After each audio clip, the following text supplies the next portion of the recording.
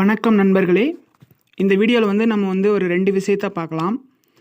ஒன்று ஓடிபி வரல அப்படின்றீங்க. இன்னொன்று யூடியூப்லேருந்து நமக்கு எவ்வளோ அமௌண்ட் வருது நம்ம நிறுவனத்துக்கு. எதனால நம்மளை வந்து வீடியோ பார்க்க சொல்கிறாங்க. இது 2 விஷயத்தை பற்றி இந்த வீடியோவில் நம்ம ஃபுல்லாக தெளிவாக பார்க்கலாம். இப்போ என்னென்னா நமக்கு ஓடிபி வந்து இந்த போன வீக்கில் வந்து ஓடிபி வந்துட்டு இருந்துச்சு. ஆனால் வந்து ஃபெயிலியர்னு சொல்லி வந்துச்சு எல்லாருக்கும் இல்லையா? ஒரு சிலருக்கு வந்து சப்மிட் ஆச்சு. எனக்கு சப்மிட் ஆயிடுச்சு. ஒரு சிலர் வந்து ஃபெயிலியர்னு காட்டுச்சு அப்படின்னு சொல்லி சொன்னீங்க. அவங்களுக்கு வந்து நம்ம என்ன சொல்யூஷன் சொல்லியிருந்தோம் அப்படின்னா, நீங்கள் ஒரு தடவை வெளியில் வந்துட்டு ரீஃப்ரெஷ் பண்ணிவிட்டு மறுபடியும் உள்ளே போய் பாருங்கள். உங்களுக்கு வந்து அந்த சப்மிட் காட்டியிருக்கும், அந்த வாட்ச் மாதிரி காட்டியிருக்கும்னு சொல்லியிருந்தோம். அந்த மாதிரி நிறைய நண்பர்களும் பண்ணி பார்த்தீங்க. எல்லாத்துக்கும் ஓகே ஆச்சு. இருந்தாலும் போன வீக்கில் வந்து ஃபெயிலியர்னு வந்துச்சு, என்னால் சப்மிட் கொடுக்க முடியாதுன்னு நினச்சவங்க இந்த வீக்கில் வந்து நம்ம ஓடிபி கொடுத்தோம் அப்படின்னா ஓடிபி வரல அப்படின்னு சொல்லி சொல்கிறீங்க. அது நிறுவனத்தில் இந்த அப்டேஷன்லாம் போயிட்டுருக்குன்றது எல்லாத்துக்கும் தெரிஞ்ச விஷயம். வெயிட் பண்ணுங்கள், கண்டிப்பாக ஓடிபி வரும். அடுத்து என்ன விஷயம்னா, நம்ம வந்து இந்த யூடியூப்பை பற்றி கொஞ்சம் பார்க்கலாம். ஓகேங்களா? யூடியூப்லேருந்து எவ்வளோ வருமானம் வர்றதுக்கு சான்ஸ் இருக்குது. அதே மாதிரி ஏன் வீடியோ பார்க்க சொல்கிறாங்க, இந்த 2 விஷயத்தை பற்றி பார்க்கலாம். நம்ம சேனலை யாராவது புதுசாக பார்த்துட்ருக்கீங்க அப்படின்னா சப்ஸ்கிரைப் பண்ணிக்கோங்க, பெல் பட்டனை ஆன் பண்ணி வச்சுக்கோங்க. அப்போ தான் நம்ம போடக்கூடிய வீடியோ உடனுக்குடன் உங்களிடம் வந்து சேரும். இப்போ மைவி3 ஆப்பை பொறுத்தளவுக்கு ஏதாவது ஒரு இக்கட்டான சூழ்நிலை வருது அப்படின்னா, ஏதாவது ஒரு அப்டேஷன் நடக்குது, இல்லைனா இப்போ அந்த தூத்துக்குடியில் வெள்ளம் வந்தப்போ ஒரு 1 வீக்கு வந்து ஃபுல் அமௌண்ட் கொடுத்தாங்க. இப்போ கூட இந்த 2 நாளாக கூட ஃபுல் அமௌண்ட்டை கொடுத்து இப்போ பழைய நிலைமைக்கு வந்துருச்சு. இது இந்த மாதிரி கொடுக்குறாங்களே சார், இது வந்து ரெகுலராக கொடுக்கலாம்ல அப்படின்னு சொல்லி நீங்கள் கேட்கலாம். ரெகுலராக கொடுக்காததுக்கு 2 காரணம் இருக்குது. ஓகேங்களா?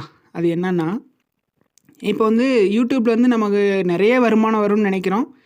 அந்தளவுக்கு வருமா அப்படின்னா என்னையை பொறுத்தளவுக்கு வராது. இது என்னோடய தனிப்பட்ட கருத்து தான். என்னையை பொறுத்தளவுக்கு அந்த அளவுக்கு அமௌண்ட்டு யூடியூப்லேருந்து வர்றதுக்கு சான்ஸு இல்லை. ஏன் அப்படின்னா, நமக்கு வந்து யூடியூப்காரங்களுக்கு யாராவது விளம்பரம் கொடுப்பாங்க இல்லையா, அந்த விளம்பரத்தை நம்ம பார்த்தோம் அப்படின்னா தான் நமக்கு வந்து நம்ம சேனலுக்கு வந்து வருமானம் வரும்.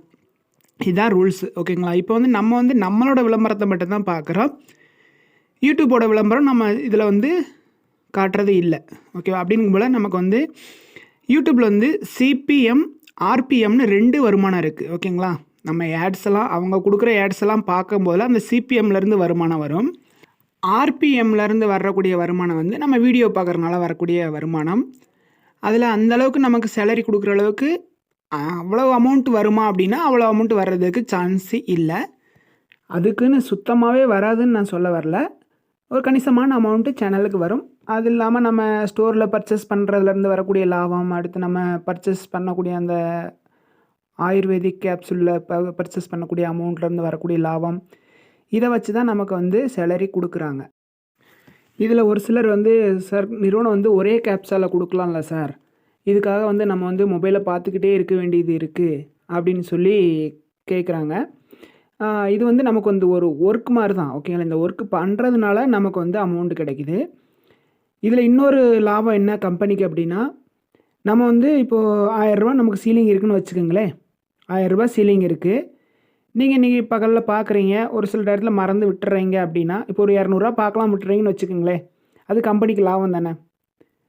அதுக்காக தான் இந்த ஒர்க்கு நமக்கு கொடுத்துருக்காங்க. ஓகேங்களா? கம்பெனிக்கு ஒரு சில லாபம் இருக்கிறதுனால தான் எந்த ஒரு விஷயமே உள்ளே கொண்டு வர்றாங்க. இப்போ நம்ம வீடியோ பார்க்குறதுனால கம்பெனிக்கு வந்து 2 வருமானம் இருக்குது. ஒன்று யூடியூப்லேருந்து வருமானமும் வருது, இன்னொன்று நம்ம இப்போது பார்க்கலாம் விடுறோம் அப்படின்னா ஒரு 100 ரூபா விட்டாலும் அது கம்பெனிக்கு லாபம் தானே.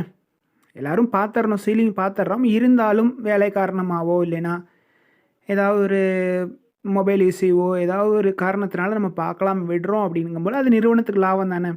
அதே மாதிரி இப்போ வரக்கூடிய ரெயின்போ பிளானாக இருக்கட்டும், எல்லாமே ஒரு சில லாபங்களை வச்சு தான் நமக்கு வந்து சேலரி கொடுக்க முடியும்.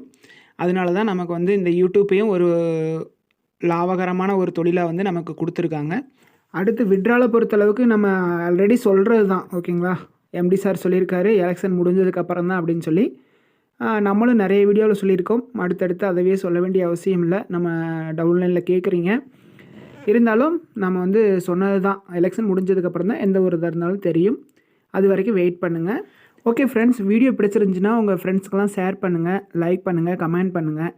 சப்ஸ்கிரைப் பண்ணாதவங்க சப்ஸ்கிரைப் பண்ணி சப்போர்ட் பண்ணுங்கள். Thank you friends.